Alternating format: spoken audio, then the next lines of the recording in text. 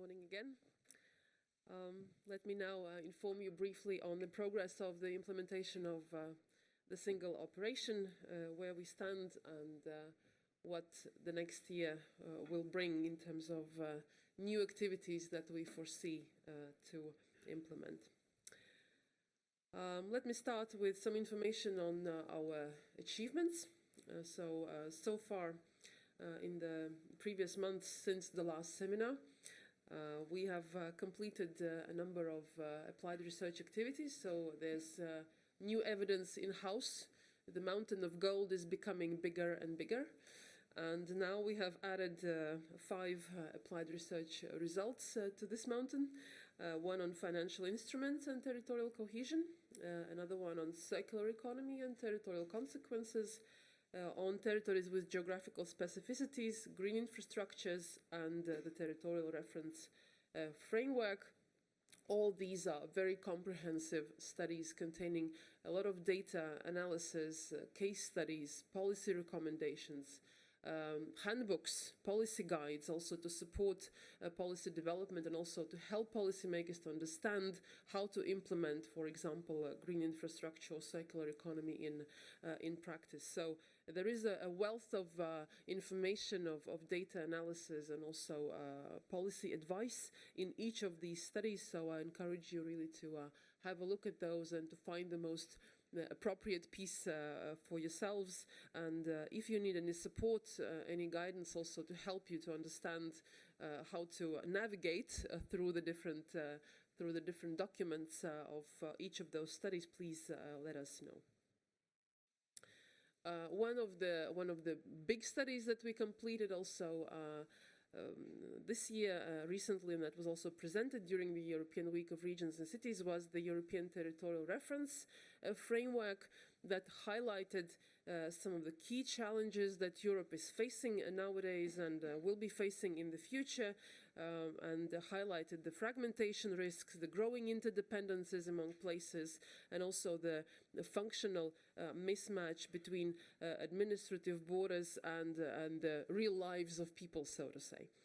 And some of the key lessons that the study advocates for is that the new territorialities will emerge beyond administrative borders, that there is a pressure to reinvent democracy through the society of networks, and that sustainable and successful cooperation across Europe will require a significant shift.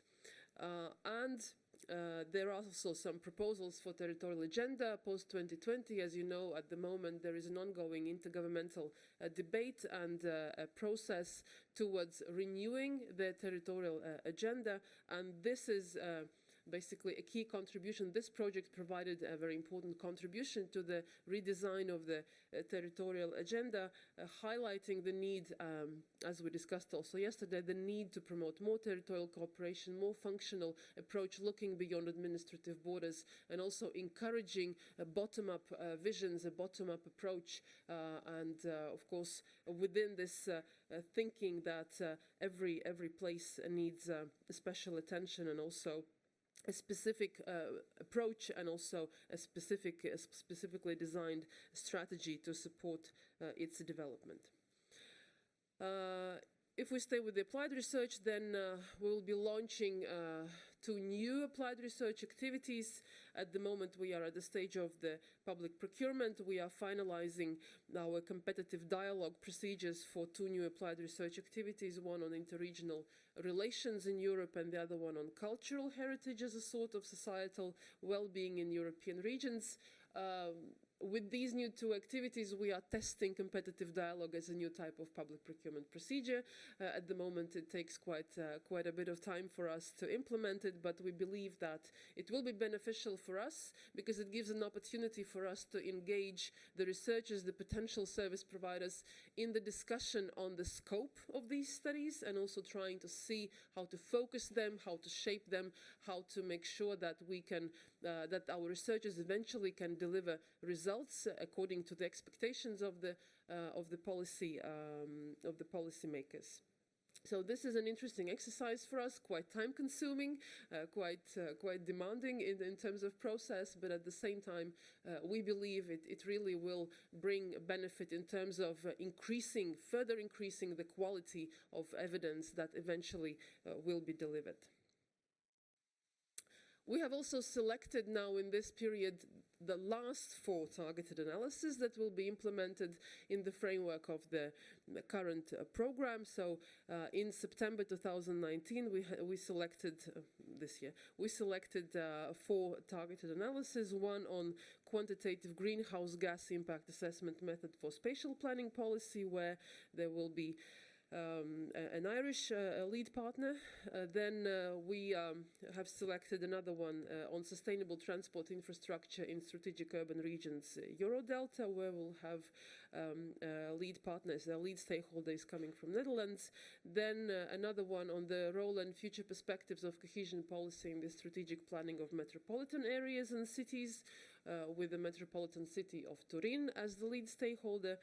And finally, there will be one new targeted analysis on the integrated development opportunities of large lakes in Europe, where we have a Hungarian partner as the lead stakeholder in this activity.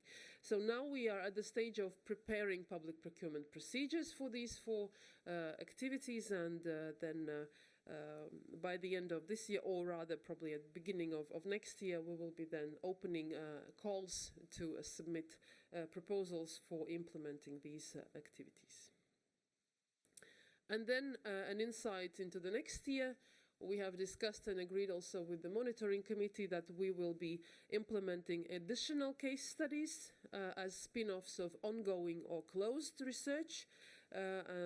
This will be based on a set of selection criteria. We'll be agreeing with the monitoring committee and also discussing with the researchers on the opportunities to implement additional case studies, because, as Timo was also mentioning, for us it is very important that our research is relevant to the national policymakers, to the regional policymakers, and that they really can use the results in relation to their particular context. And this is why we believe that considering the availability of funds that we have, it is important for us to use this opportunity to make this research further develop our research, and also to further develop our pool of case studies that eventually we can use to help people in different places to understand possibilities to improve the quality of policymaking in their countries. Then we also have finalized, and of course are still working on a number of activities under the monitoring and tools part. One on big data and housing has just been completed, and this is one example that shows that also for ESPON, big data is the subject that we have started exploring, and we are trying to find ways and also to explore opportunities to use big data in policymaking. And here is one example in relation to housing. We have also engaged in the topic on sustainable development goals, and we will be delivering some evidence that will help to localize sustainable development goals. Here we will be developing this, of course, in close cooperation with other key partners who are involved on this subject. We just kicked off recently this activity. And then we will also be exploring housing market dynamics in cross-border areas. And cross-border areas is also a very important kind of scale of research for us, and cross-border public services also is one subject that we will be working on also in the following years, considering that there is quite a strong interest from the policymakers, also from the Commission, to have additional evidence that can support this policy direction of further promoting public service provision and also other activities at the scale of cross-border areas.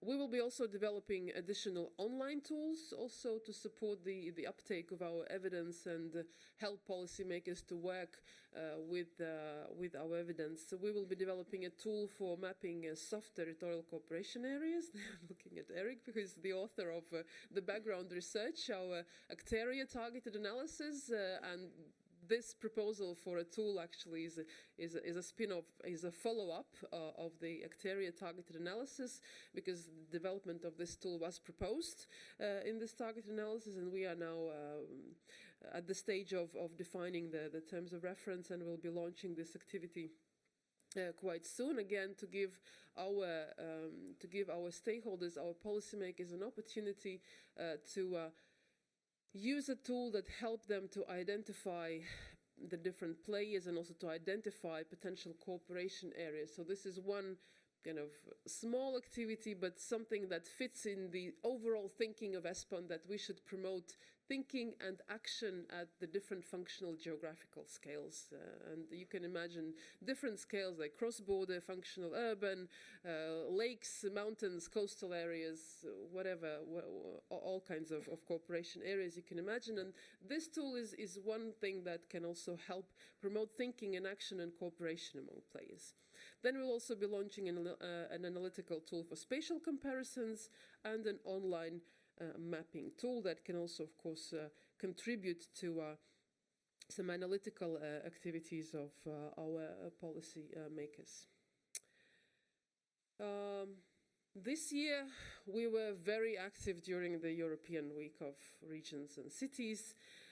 We managed to gather 1,155 participants. I'm looking at Piera, who was coordinating these activities. Thank you very much for that. We were involved in 9 sessions as a lead partner, and also in 11 sessions as partners.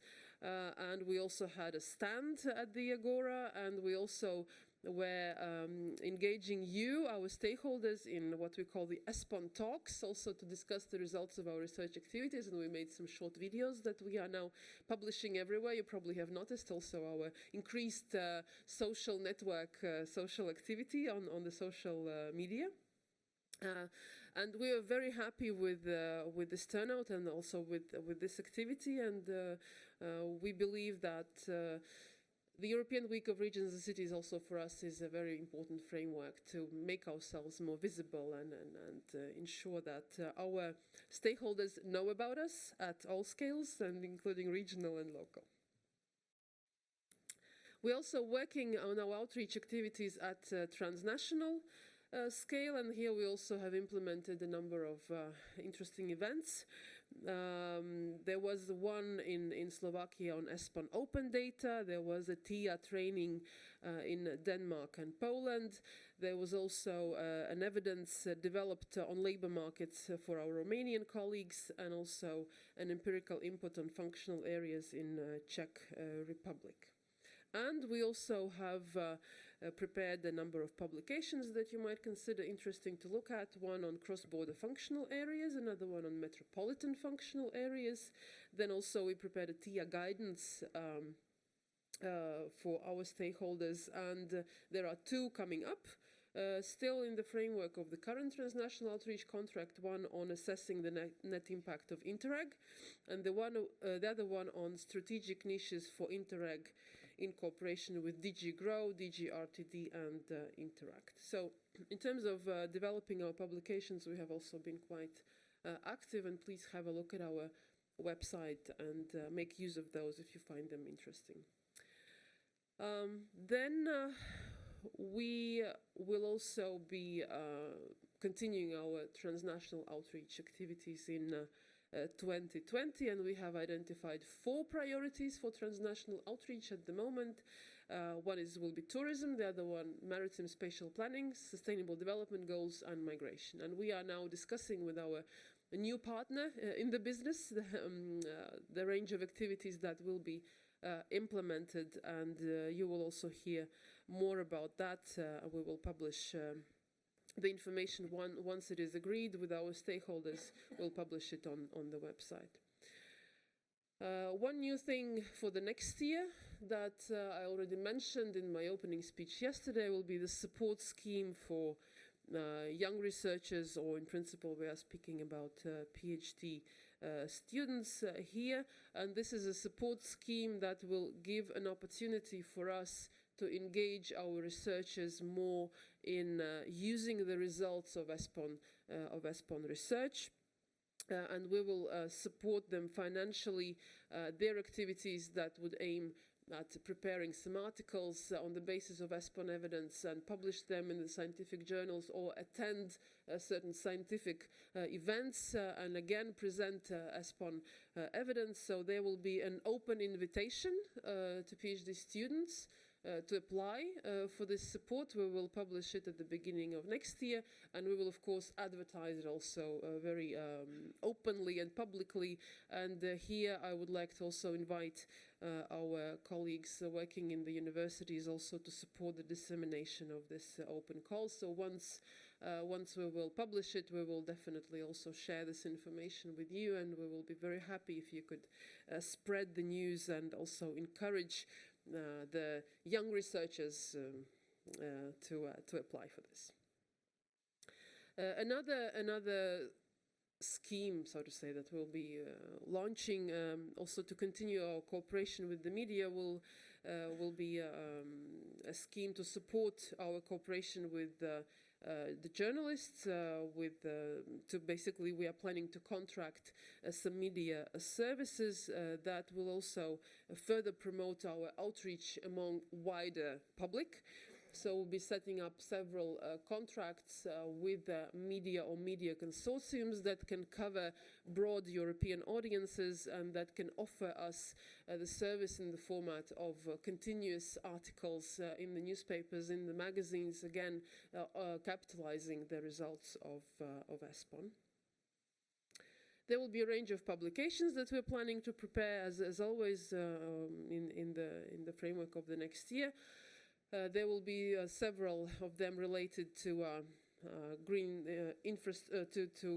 subjects, so to say, and this will be our priority for the first half of next year, and this is related to the priorities of the forthcoming Croatian presidency that we will be hearing in a moment. So we'll be preparing a policy brief on green infrastructure in the urban areas, on the reuse of buildings and spaces in terms of transition to a circular economy. Then there will be one on maritime spatial planning, and then the other set will be more related to entrepreneurship, quality of life, and demographic transformations in European regions. And finally, our next seminar is planned in Zadar during the Croatian presidency, and there we will contribute, as I mentioned, to the strategic goal on Green Croatia. And of course, further, we will be, with our evidence, facilitating the intergovernmental discussion towards the renewed territorial agenda post-2020. Finally, I invite you all to contribute to our annual survey, which is now open, and we would very much appreciate to get your feedback on the usefulness of our work, on possibilities to improve it in the future. We use this as an input, as an important evidence for us to also assess the result and impact of our activities. And all this feeds also in the following work program of ESPON, in every following work program that we design for every next year. And this is why your voice is very important for us. So please fill in the survey. This will not take more than 7.5 minutes. If it is more, please let me know. We will redesign it for the next year. So you are very welcome. If there is any other way how you would like to communicate to us your feedback, please use that. You can always also talk to me, or send me an email, call me and tell me what you think about our work, and we will be happy to adjust to your needs. So thank you very much so far.